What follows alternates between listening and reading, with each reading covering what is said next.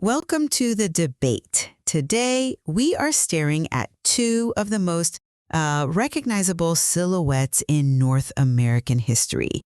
On one side, we have a literal giant, 151 feet of copper, standing in New York Harbor holding a torch and a tablet, Lady Liberty. And on the other, a figure composed entirely of myth, memory, and smoke, wandering the Great Plains, White Buffalo Calf Woman. Two figures that, at a glance, couldn't be more different. One is a neoclassical gift from France, steeped in Enlightenment rationalism and industrial engineering, while the other is the central sacred figure of the Lakota tradition, steeped in indigenous spirituality and the natural world. Exactly. But the source material we are debating today argues that these two are not strangers. In fact, it argues they are the same person, or rather they occupy the exact same civilizational position. The claim is that the American founding and its national symbols are actually a structural fulfillment, a prophetic realization even, of the covenant architecture established by the Lakota. Which is a massive, slightly mind-bending claim. I'm the skeptic here. I represent the historical view that says, yes, there are similarities, but they are archetypal. Humans everywhere build civilizations using the same psychological blueprints. We don't need a mystical prophecy to explain why two cultures both decided to, personify freedom as a woman. And I'm taking the position of architectural fulfillment.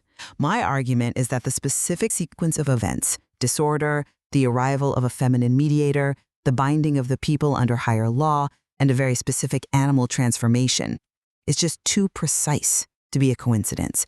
This isn't just psychology, it's teleology. It's the land itself asserting a specific shape on the people living on it. The blueprint is on the table. Let's see if it holds up. Let's start with the position statements. I want to define what we mean by covenant architecture. A nation isn't just a group of people living near each other. To become a people, they have to be bound together. Bound by force, usually, or geography. Initially, perhaps. But durable civilizations are bound by a story, a mythic structure. In the Lakota tradition, White Buffalo Calf Woman appears during a time of famine and internal strife. It is a time of profound disorder. She doesn't come as a warlord to conquer them. She comes as a mediator. She brings the chinunpa, the sacred pipe. And for our listeners who might think of a pipe as just, a recreational object, we need to be clear, in this context, the pipe is a technological instrument of statecraft, right? Precisely. It's a binding mechanism. When you smoke the chinunpa, you are creating a direct link between the people and Wakankanka, the great spirit, or the great mystery. It turns a scattered group of tribes into a unified spiritual entity. It establishes a we. It's the moment the social contract is signed, but in smoke rather than ink. Okay, I followed the Lakota side. Now, look at the American founding. It emerges from the rupture of the revolution, chaos, war, uncertainty. How do they solve it? They don't pick a king. They bind themselves under the laws of nature and of nature's God via a text, the Declaration of Independence and later the Constitution. My thesis is that White Buffalo Calf Woman and Lady Liberty hold the exact same office. They are the feminine mediators who stand between the human and the sacred to create we the people. They use different mediums. One uses a pipe, one uses a tablet, but the architecture is identical. I see the elegance of the comparison. I really do. But as the historian here, I have to pour some cold water on the prophecy angle. You were describing what scholars call the feminine bearer of law. This isn't unique to the Lakota or the Americans. It's universal human archetype. You're thinking of figures like Athena? Athena in Athens, yes. Ma'at in Egypt, who personified truth and order.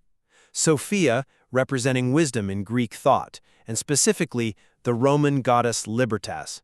When the French designed the Statue of Liberty, they weren't channeling visions from the Great Plains. They were looking at Rome. They were looking at the Enlightenment. The founders were reading John Locke and Puritan theology. So your argument is parallel evolution. Exactly. Similar problems produce similar solutions. If you need to unite a chaotic group of people, you need a mother figure to bind them, and you need a sacred object to focus their attention. Calling it fulfillment crosses a line. You're imputing a mystical connection where a historical one, shared human psychology, is enough. The founders didn't need a Lakota prophecy to invent Lady Liberty. They had the history of Western civilization to draw from. That's a fair critique if we stay at the, 30,000-foot view, generic woman brings law. But I want to move into the core debate because when we look at the specific instruments, your universal archetype theory starts to wobble. Let's talk about the technology of the covenant, the pipe versus the tablet. All right, let's break down the instrument. In the Lakota tradition, the pipe is not symbolic. It is enacted. It is how the relationship is performed. If you break the pipe or treat it lightly, the social bond disintegrates. It requires specific rituals to maintain the unity. It is the physical anchor of the spiritual reality. Now look at the Statue of Liberty. She isn't empty-handed. She's holding a tablet. Which bears the date July 4th, 1776. Right, it represents the law. And she holds a torch for illumination. And she is standing on top of broken chains. The function of that tablet and the function of the Chanunpa are identical. They are unity infrastructure. The Constitution creates a we the people that is abstract. It's a legal fiction until we believe in it. The pipe creates a we that is spiritual. Both are mechanisms that say we are no longer scattered individuals. We are one body under a higher law. But again, you are describing the function of law itself. Every civilization needs a totem. The Romans had the 12 tables. The Hebrews had the Ark of the Covenant. The fact that America uses a text and a statue, and the Lakota use a pipe, proves that societies need binding agents. It doesn't prove they are the same agent. And honestly, looking at Lady Liberty, that tablet is a direct visual reference to Moses. It has a lineage. It comes from Sinai, through Rome, to New York. It doesn't intersect with the Plains tradition until much later, and usually that intersection was violent, not cooperative. I agree distinct lineages exist. I'm not saying Thomas Jefferson was secretly a Lakota shaman. I'm arguing that the destination of those lineages is the same. But if you want specificity that defies the universal explanation, we have to look at the transformation sequence. This is the smoking gun of the argument. This is where the universal archetype defense fails. You talking about the buffalo? I am. In the legend, after White Buffalo Calf Woman delivers the pipe and the law, she doesn't just walk away. She transforms. She rolls over 4 times. She becomes a black buffalo, a brown one, a red one, and finally, a white buffalo calf. Which signifies the 4 winds, the 4 ages, and ultimately purity and renewal. Purity, yes, but a calf signifies birth, the birth of a new people. And the buffalo generally represents embodied freedom, sovereignty, and survival. It is the life source. So the sequence is, covenant mediator arrives, delivers the law, and then transforms into the buffalo, which is freedom. That is the algorithm of the myth. Okay, I'm with you on the myth structure. Now look at the United States. We have the covenant mediator liberty, and what becomes the specific national symbol of the American West, and eventually the national mammal, the buffalo, the bison. But look even closer at our currency, the buffalo nickel, the American buffalo gold coins. What is the one word explicitly stamped next to the buffalo? Liberty. Liberty. The covenant figure transforms into the freedom symbol. The white buffalo calf of the myth finds its structural fulfillment in the American buffalo of liberty. That is not a generic archetype. That is a precise, step-by-step replication of a sacred narrative sequence in a completely different political order. It is a striking visual, I'll give you that. And it's a beautiful coincidence, but I just don't buy the teleology.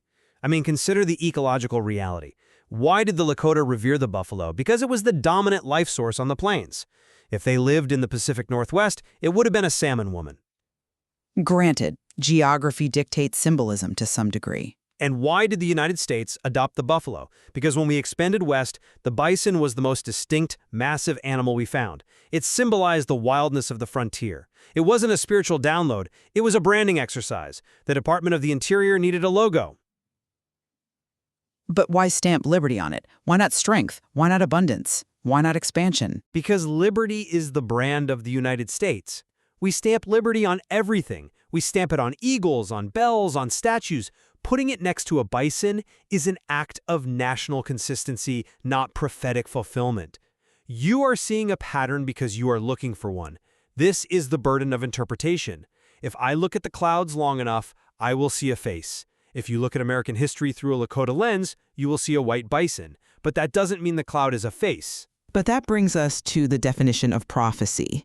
You seem to think prophecy means a newspaper prediction, that a Lakota elder had to say, in 1886, a copper woman will appear in New York. Well, that would certainly settle the debate, wouldn't it?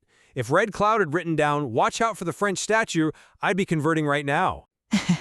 But that's not how prophecy works in high theology, or even in Hebrew scripture. It's about structural prophecy or typology.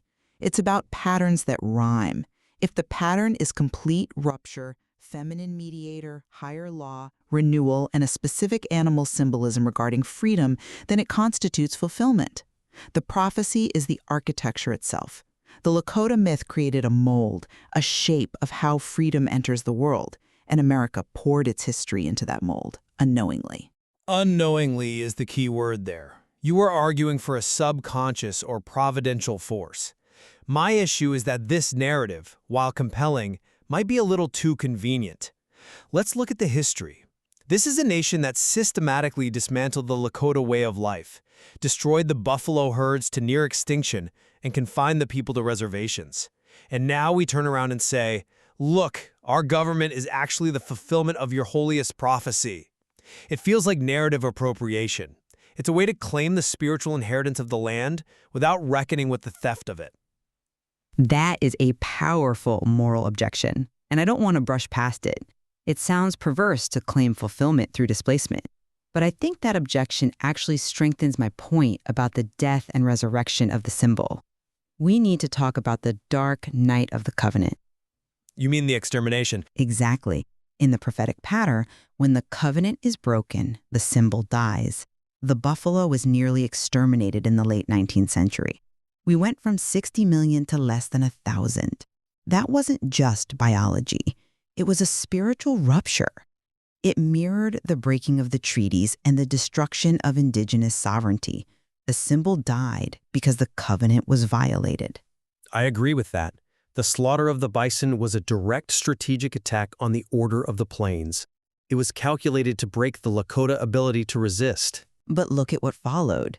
The return, the conservation of the buffalo, and finally its elevation to national mammal in 2016.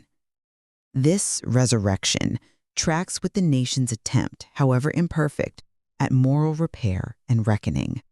The symbol died and rose again. If this were just a corporate logo, it wouldn't matter. But because it is a covenant symbol, its health tracks the moral health of the nation. I will concede this. Symbols do carry architecture across time.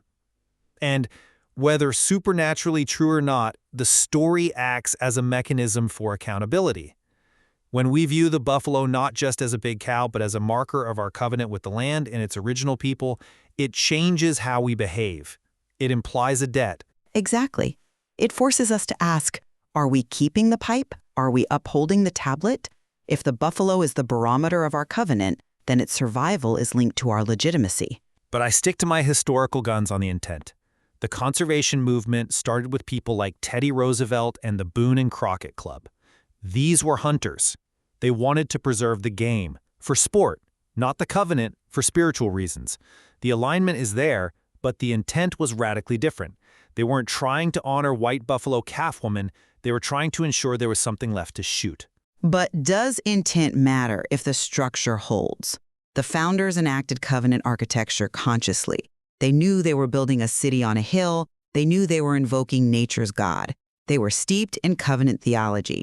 They built a machine for unity. That machine just happened to look exactly like the one described in the oldest traditions of the land they occupied. Just happened to. That's where we diverge.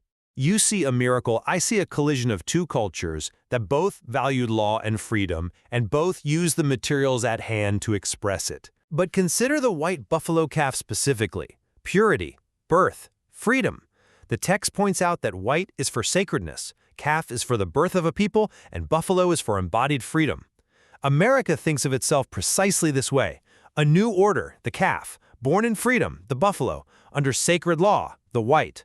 The alignment is architecturally complete. At what point does coincidence become statistically impossible?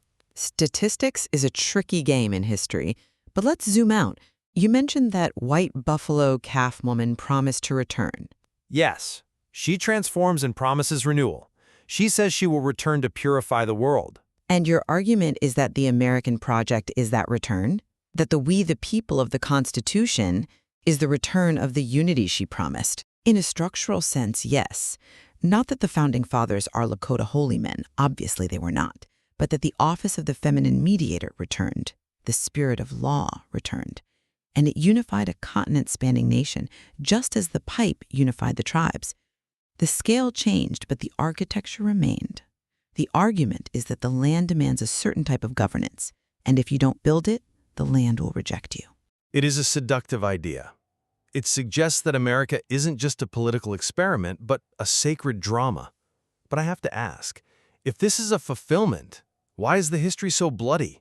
Why does the fulfillment look like the destruction of the prophecy's originators? Because history is the struggle to live up to the covenant. Israel failed its covenant repeatedly. The text argues that the near extinction of the buffalo was the evidence of the link.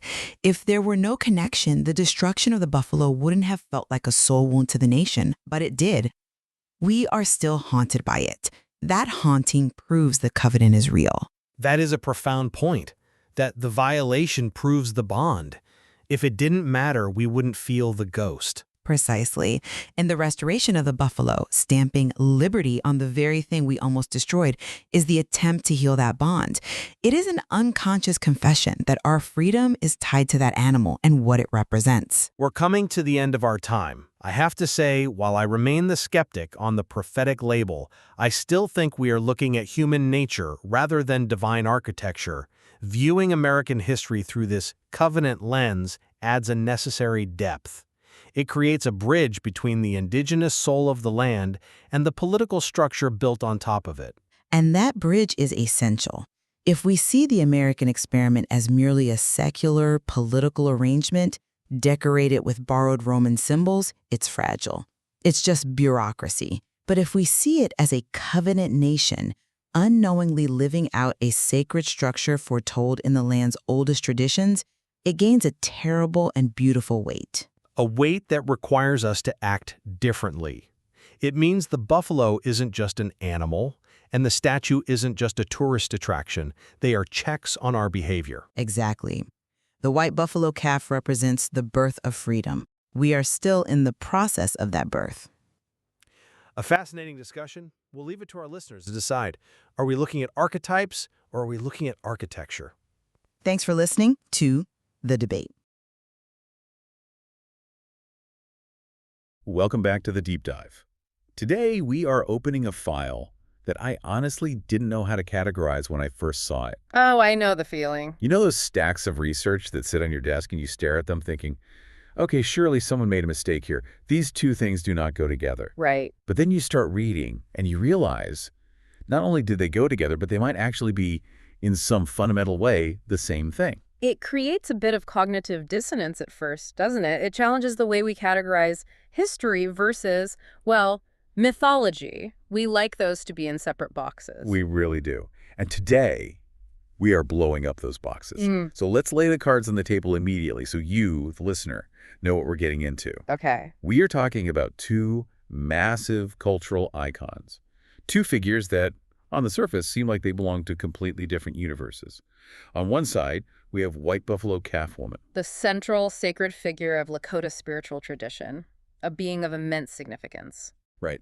A figure of oral history, indigenous prophecy, deep mysticism, roaming the Great Plains in a time before written history, really. And on the other side, we have Lady Liberty. The Statue of Liberty. A neoclassical copper statue standing in New York Harbor, built by the French, dedicated in 1886. I mean, it doesn't get more different than that. It really doesn't. You're talking about a monument to the Enlightenment and modern republicanism on one hand. Exactly. One is a spiritual entity that appears in a vision. The other is a literal monument made of metal that you can, climb up inside. One comes from a nomadic oral tradition. The other stands still in a harbor, a gift from one nation state to another. And yet, the research we have in front of us today makes a really bold claim. Yeah. I mean, a truly bold claim. It's a thesis that sounds almost impossible until you start tracing the line. It is a bold claim. The source material argues that these two figures, despite the different mediums, despite the completely different origins, occupy the exact same civilizational position. That's the key phrase right there. Civilizational position. I want us to really unpack that because it sounds academic, a little dry, but it's actually a structural argument. It's entirely structural. The source material argues that civilizations don't just happen, they are built.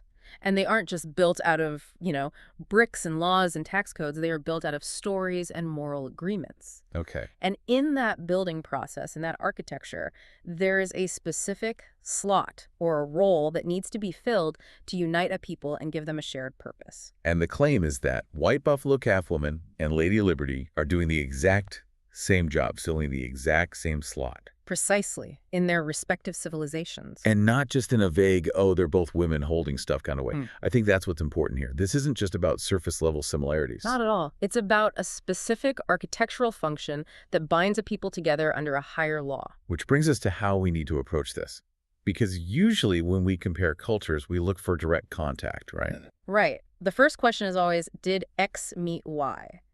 Did the sculptor of the Statue of Liberty, Frederick August Bartholdi, sit down and read Lakota legends? And the answer is almost certainly no. There is zero evidence of that. It's not plausible. Not at all. But the source material we're diving into today argues that we're asking the wrong question. It's not about direct influence. It's about what it calls covenant architecture. Covenant architecture. That sounds heavy. It sounds like something from a theology textbook or, I don't know, a sci-fi novel? It does, but it's actually very practical when you break it down.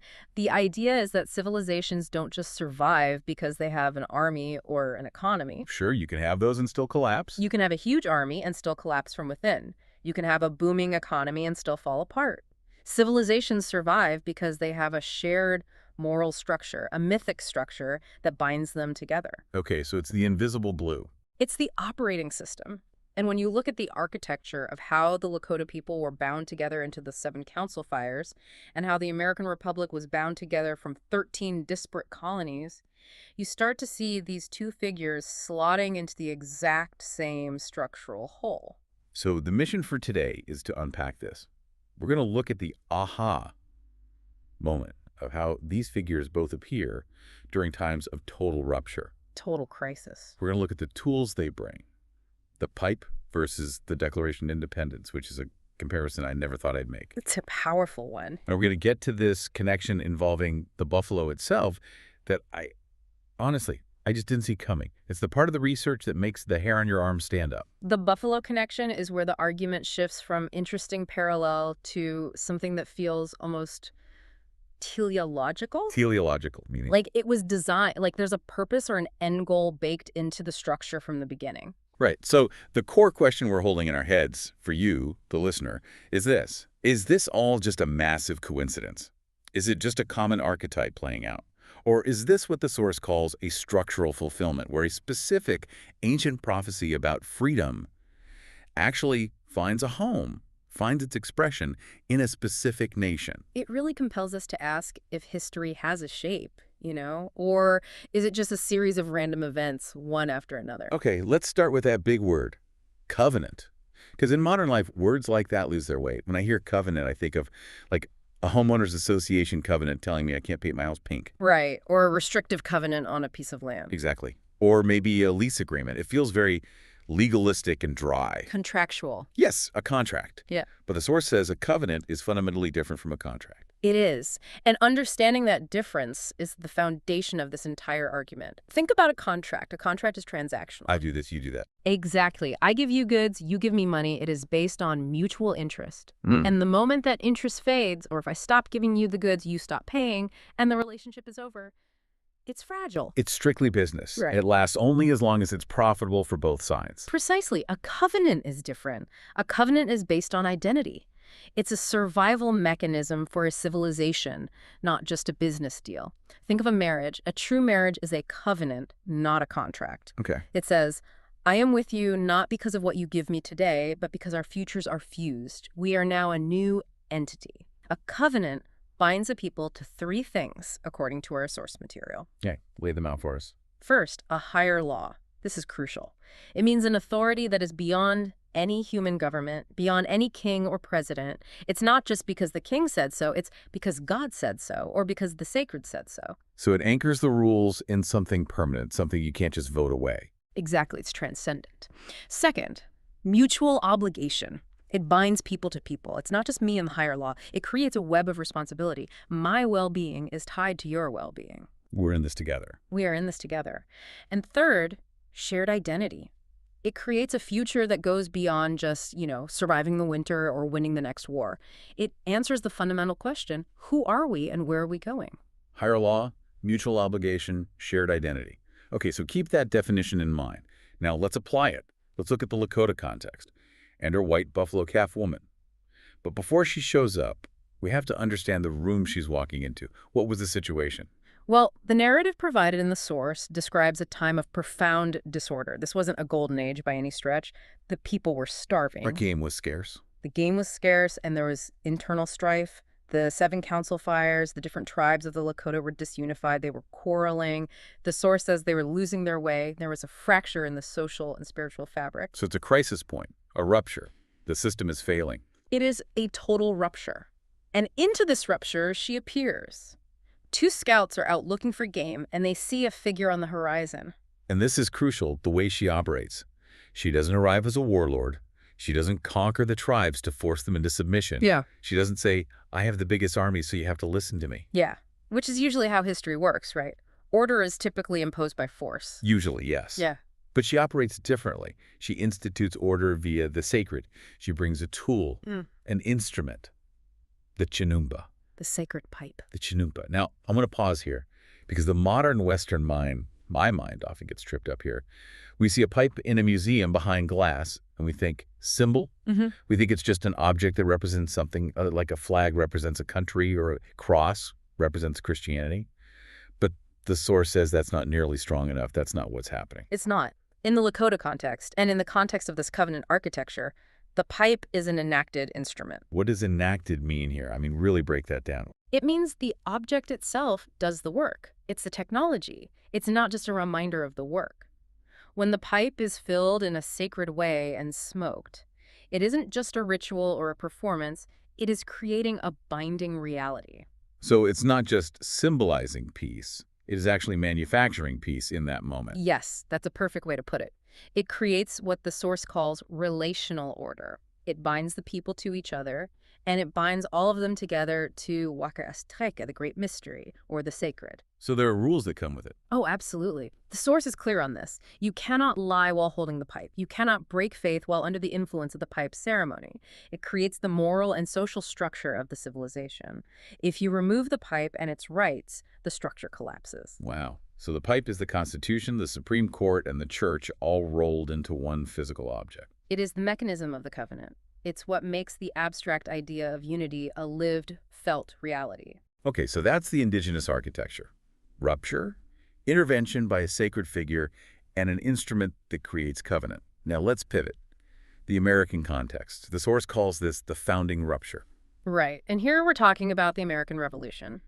Now, we often think of this as a purely political event, taxes, tea parties, muskets. Stuff from history The class? stuff from history class. But structurally, it was a massive rupture. The colonies were severing their ties with the father, with the British Empire. And specifically from the king. From the king. And the king wasn't just a guy in a fancy hat. In that era, the king was the source of all order. He was the sovereign. By metaphorically cutting off the head, they created a vacuum. Chaos. Total instability. The colonies didn't even like each other that much. There were Virginians, New Yorkers, Pennsylvanians. They had different economies, different cultures. They needed a way to bind themselves together that wasn't just, we all hate the British. Because hating a common enemy is a contract, not a covenant. Beautifully put, yes. We'll fight together until the war is over. That's a contract. And once the war's over, the contract expires, Right. and everyone goes back to squabbling. Exactly. They needed a covenant. They needed a reason to stay together. And the source argues that the Declaration of Independence functions exactly like the pipe in this structure. Okay, that's a bold comparison. The Declaration and the Sacred Pipe. One is written by Thomas Jefferson, a slave-owning Enlightenment intellectual. The other is brought by a spirit woman from the sky. How can they possibly function the same way? Look at the text. Just read the first couple of sentences. The Declaration invokes the laws of nature and of nature's God. There's the higher law, right there in the first paragraph. Explicitly. It Yeah. grounds the new nation's authority outside of human kings. It doesn't say we are a nation because we say so or because we won a war. It says we are a nation because the Creator endowed us with certain unalienable rights. It places the anchor in a transcendent moral principle. Just like the pipe grounds authority in Wakashcheka. It's the same architectural move. It takes human law and says, this is valid because it reflects a higher divine law. And then, after the war, you get the Constitution. The infrastructure, right. If the Declaration is the covenant vow, the wedding vow, then the Constitution is the set of rules for the marriage. It's the ritual, the rites that govern the new relationship. And the source makes this fascinating point about the phrase, we the people.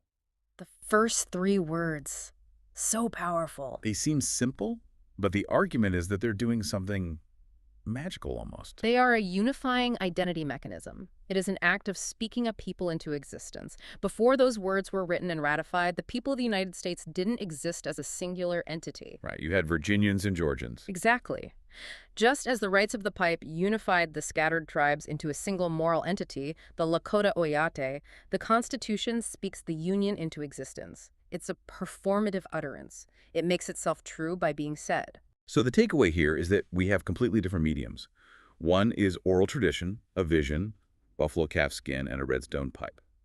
The other is parchment, ink, Enlightenment philosophy, and a voting booth. Wildly different materials. But the structural function is identical. You have the rupture, you have the intervention, you have the instrument of covenant, and you have the resulting unity.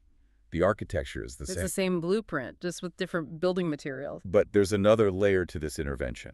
And this is where we get back to the visual icons we started with, White Buffalo Calf Woman and Lady Liberty. It's not just that there is a law, it's that both of these covenants are brought, or at least embodied, by a woman. Yes. The feminine bearer of law. This is a key part of the structure. Now, I have to play the skeptic for a second here. The host in me wants to ask, is this just because sculptors like making statues of women, they're more graceful? Or is there something deeper? Because historically, in both the Lakota tradition and the 18th century West, men held the overt political power. Absolutely. The chiefs were men. The founding fathers were men.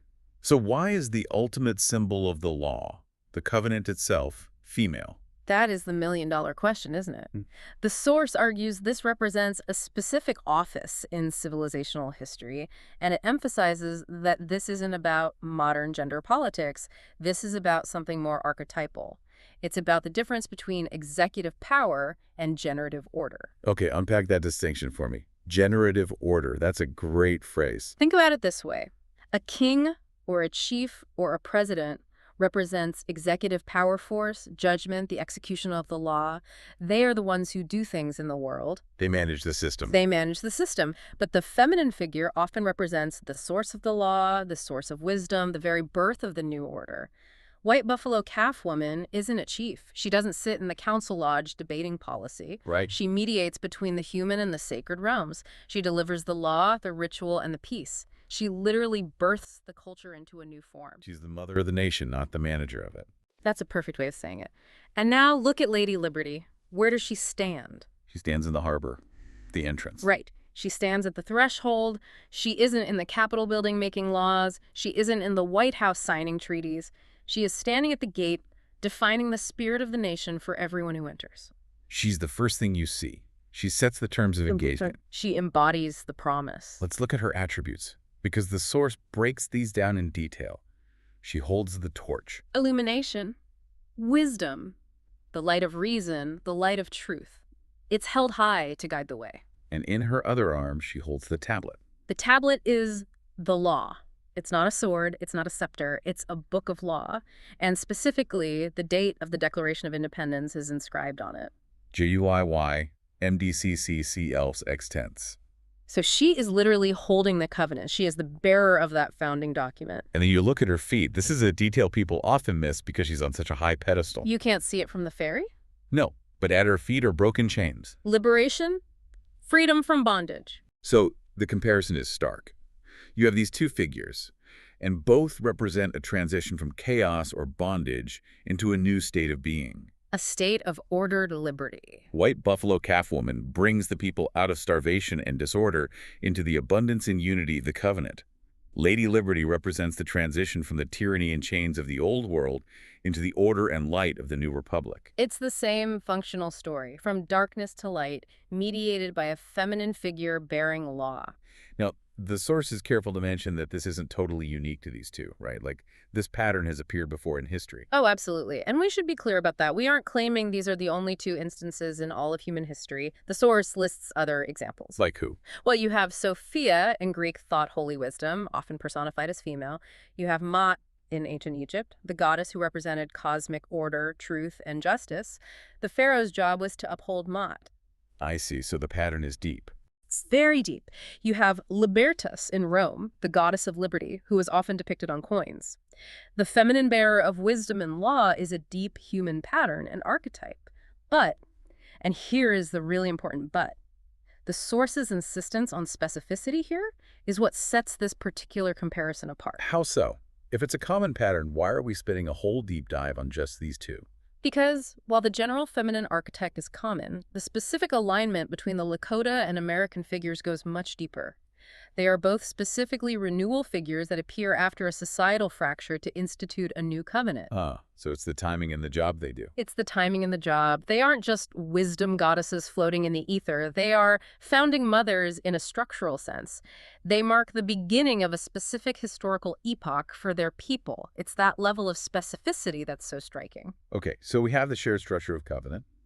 We have the shared office of the feminine bearer of law. But here is where the research took a turn that I really wasn't expecting. The source calls this section the transformation. And this is all about the buffalo. This is the pivot point.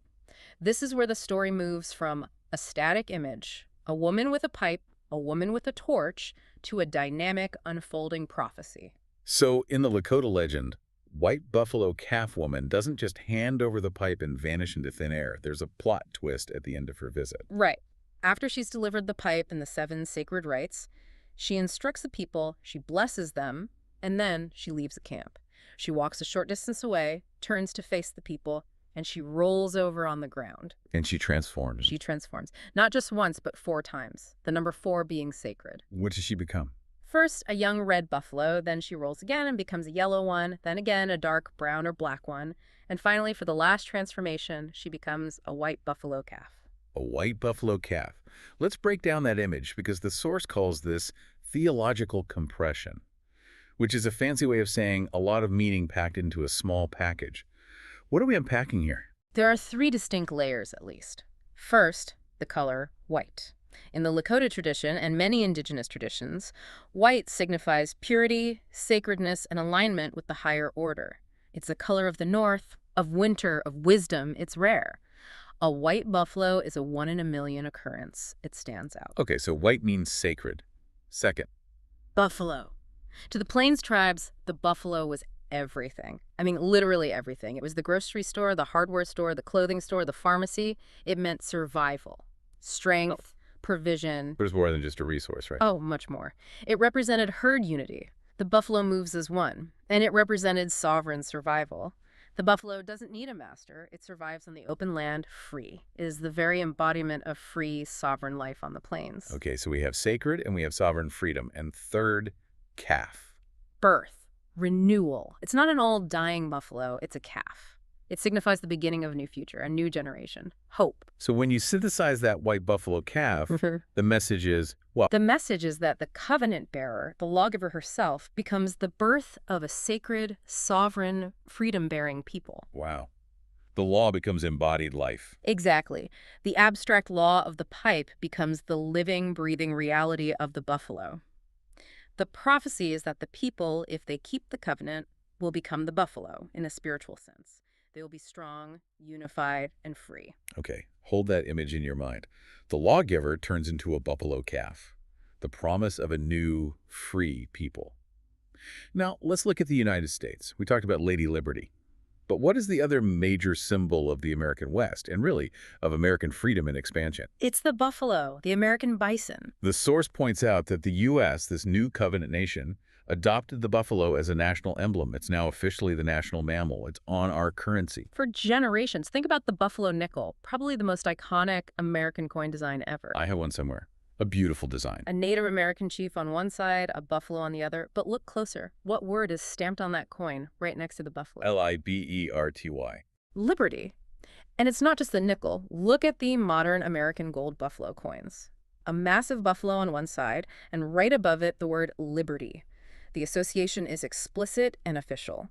The buffalo represents independence, resilience, and that untamed spirit that America prides itself on. So let's connect these dots, because this is the moment where I had to set the paper down and just stare at the wall for a second. Walk us and the listener through the sequence the source lays out. Okay, here is the architectural sequence, step by step. White buffalo calf woman, the feminine lawbearer, brings the covenant to the land. Okay. Step 2. She transforms into the white buffalo calf, which is the promise of the birth of a sacred free people. The law becomes the living symbol of freedom. Got it. Step 3. Centuries later, a new nation, America, forms a covenant nation. We the people, on that same land, also during a time of rupture, also under the sign of a feminine lawbearer, Lady Liberty. Right. Step 4. That new nation, America, adopts the buffalo as its specific symbol of liberty. So the white buffalo calf represents the birth of a people defined by freedom. And America, symbolically in its own iconography, became that people. The covenant figure became the freedom symbol. The prophecy said, "I will return as a white buffalo," signifying the renewal of the people. And the nation that rises on that land takes the buffalo as the symbol of its own liberty and renewal. It's like the mythic structure of the land itself imprinted itself on the new nation. That's a powerful way to put it. The source argues that America stepped into an architectural slot that was already carved out by the indigenous prophecy, whether it knew it or not. But okay, let me play the skeptic here. I'm the guy at the back of the lecture hall raising his hand. Isn't this just apophenia? Isn't this just us seeing patterns because we want to see patterns? A classic objection. I mean, everyone likes freedom, and buffaloes are big, majestic, impressive animals that happen to live here. Maybe it's just a coincidence, an archetype playing out in parallel. Why does it have to be prophecy? Why can't it just be two separate stories that happen to rhyme? And that is the standard academic rebuttal. It's just an archetype. Yeah. Humans like big animals, humans like mother figures, humans like freedom. End of story. Right. If this all happened in Australia, maybe we'd be talking about a kangaroo woman and the kangaroo on their money. Exactly.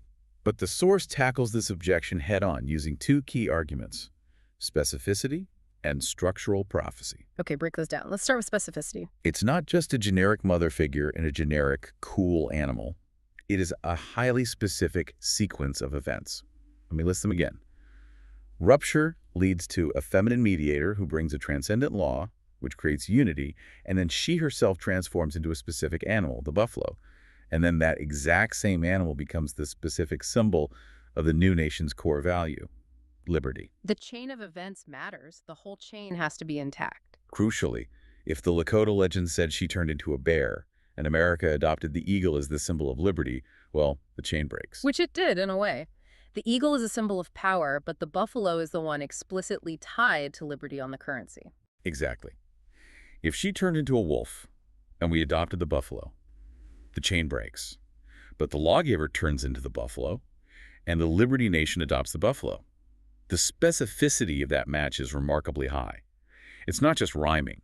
It's a mirror image. Okay, that's a strong point. Now, what about structural prophecy? That sounds complicated. It's a nuanced concept, but it's really important. Usually when people think of prophecy, they think of a newspaper headline prediction, like in the year 1886, a copper statue will be built in New York. Right, Nostradamus style. Very literal. A man named George will cross a river on a cold night. Exactly.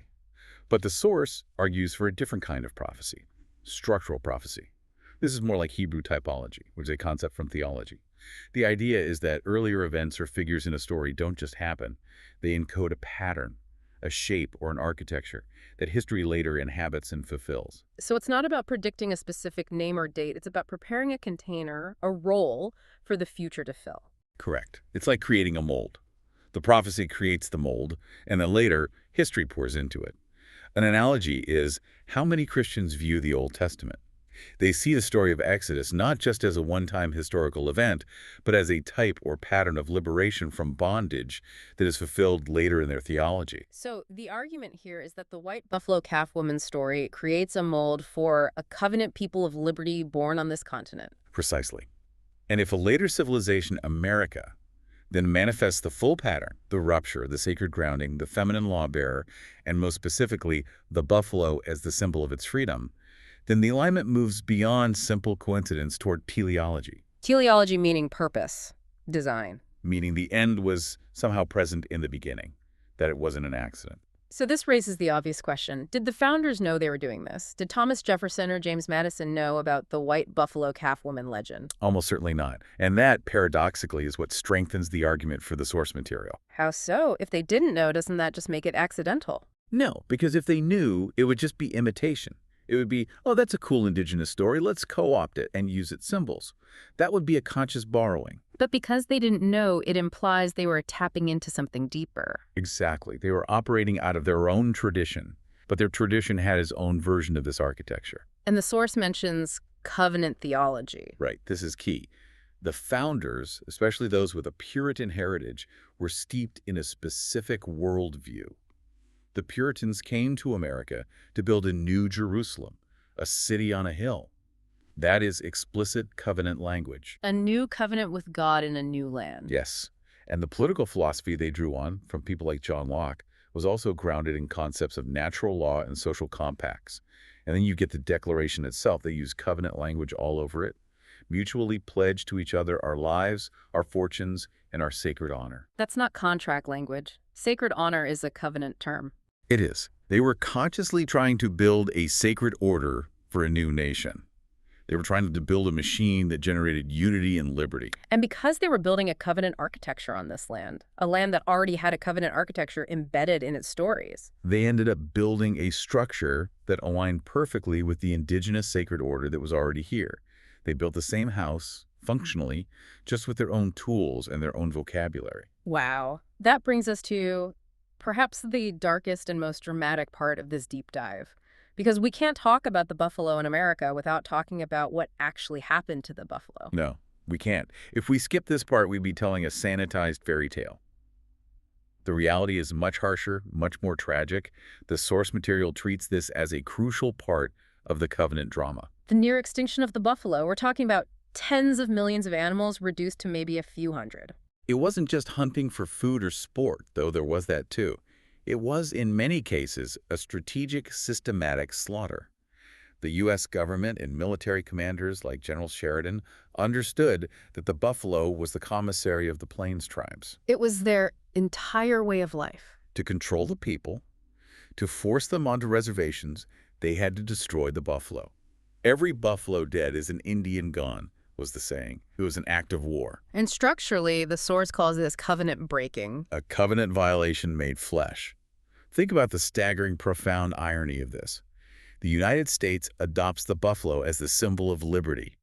It puts the word liberty on the coin right next to the buffalo's head. And at the exact same time in history, the U.S. government and its citizens are systematically exterminating the very animal that is their symbol of liberty in order to destroy the sovereignty and freedom of the indigenous people. They are killing the symbol of their own freedom to deny freedom to others. It's a spiritual and psychological contradiction of the highest order.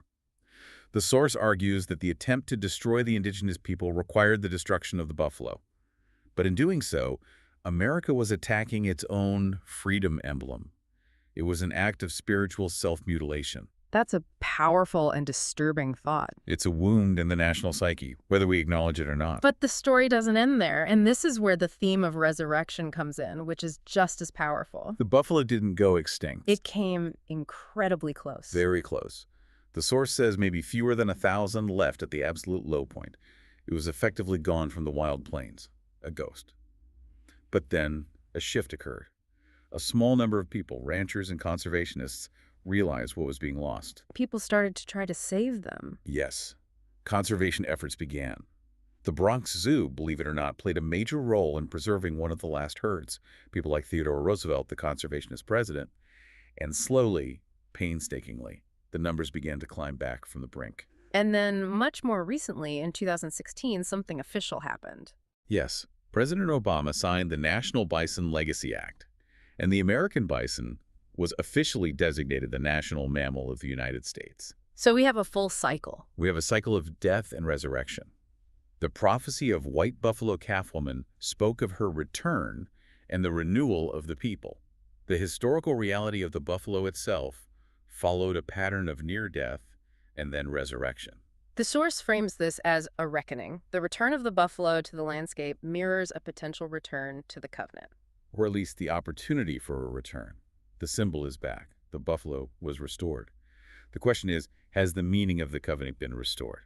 Has the relationship been healed? That's the heavy question, isn't it? It's one thing to bring back the animal. It's a much harder thing to bring back the spirit of the law it represents. Exactly. The physical restoration is complete, in a sense. The spiritual restoration is the ongoing work. So let's try to bring this all into a final synthesis. We've covered a lot of ground, from Lakota oral tradition to the Declaration of Independence, from the sacred pipe to the buffalo nickel slaughter and renewal. We have. It's a dense web of connections. If we look at the big picture, the summary of the office that both White Buffalo Calf Woman and Lady Liberty hold, how do we define it? What are the key pillars? They occupy the same civilizational position, and the source says we can recap the 4 pillars of that position. The feminine bearer of law, not just executive power, but the source of generative order. The mother, not the manager. Exactly. 2, the mediator of covenant, the one who bridges the gap between the people and the higher law, between the human and the sacred. Okay. 3, the unifier of the people, the one whose gift turns a scattered group into a single body, whether it's we the people or the Lakota Oyate, the tribe. And 4, The symbol of renewal, the promise that if we follow this law, this covenant, we will not only survive, but we will flourish. It's a promise of a future. and there was a catchy distinction in the source regarding right versus rights. I really liked this part. It felt very clarifying. Yes, rights create unity. Rights preserve unity. Unpack that for Yeah. us. It's a great line. The pipe brought rights rituals, ceremonies, the act of smoking together, of sharing breath. These communal practices created the felt reality of unity for the tribe.